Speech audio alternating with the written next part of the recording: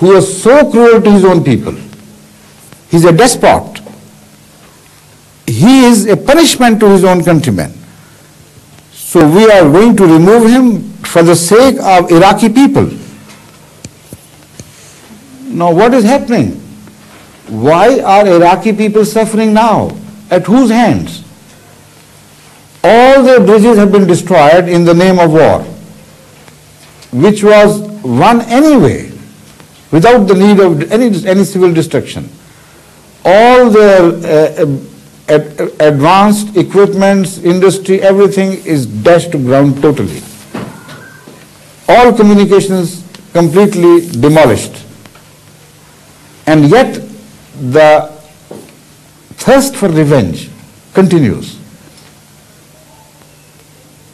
And all this is in the name of civilization, and yet they come on television and say, look, it's Khomeini, a new Hitler destroyed. But yet, he's very dangerous. Yesterday I heard an international news from my television here, and I was shocked to see that an American newscaster was saying, an announcer was saying, that we are suspecting that this man has something under his sleeve. He's extremely dangerous to the world peace even now, so he must be destroyed even further.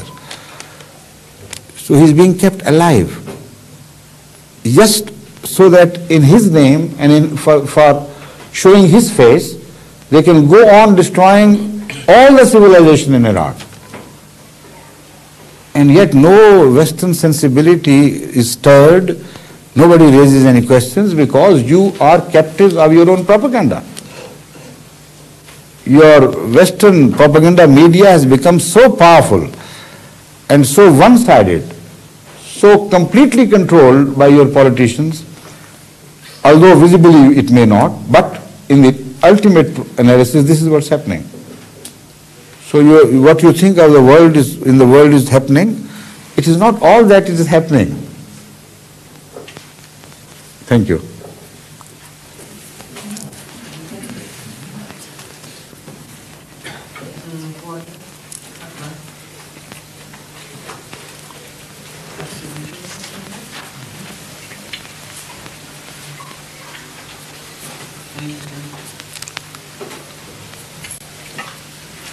There is a British gentleman sitting here, or I would have repeated what I answered in answer to this question I said in Denmark.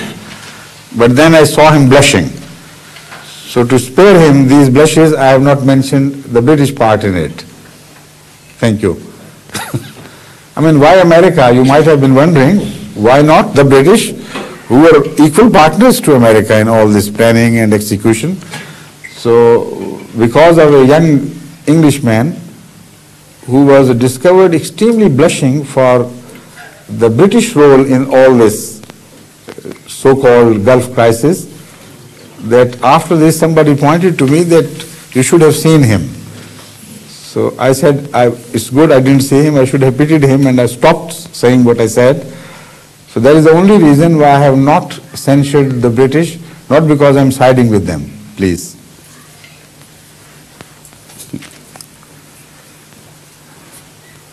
Don't smile in a way that everybody knows who it is.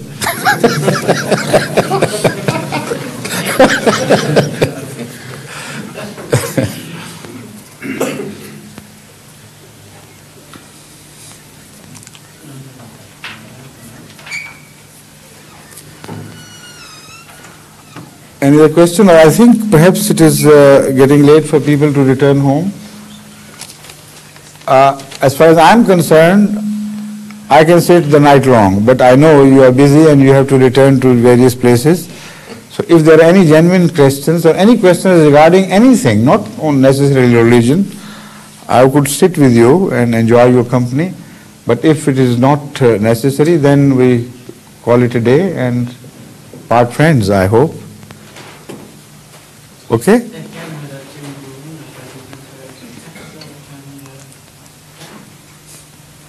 Is it a question?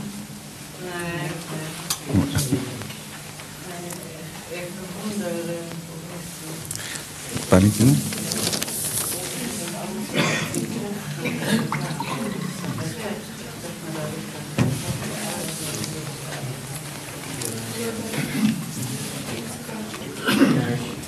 is that I have respect for you because you have learned this all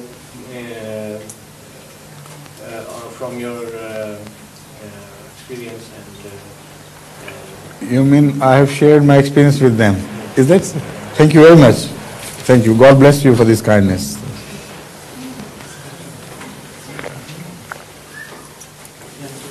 One question, please, on this side. I would like to come back to your... Please, wait a moment.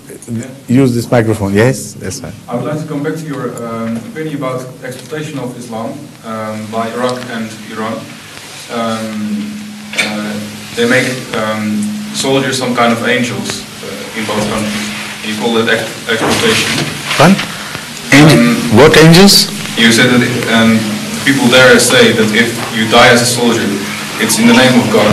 That's right, yes. So they use the Islam and the Quran in war. Exactly, as exploitation. Yes. While the Holy Quran does not say those things at all. Yes. So That's correct. They use the Quran for worldly affairs. Yes, absolutely right. What's your opinion? Can the Quran and Islam and any religion at all be used in worldly affairs? Of course, the Holy Quran is a complete code of life. For every situation, it has its own specific teaching.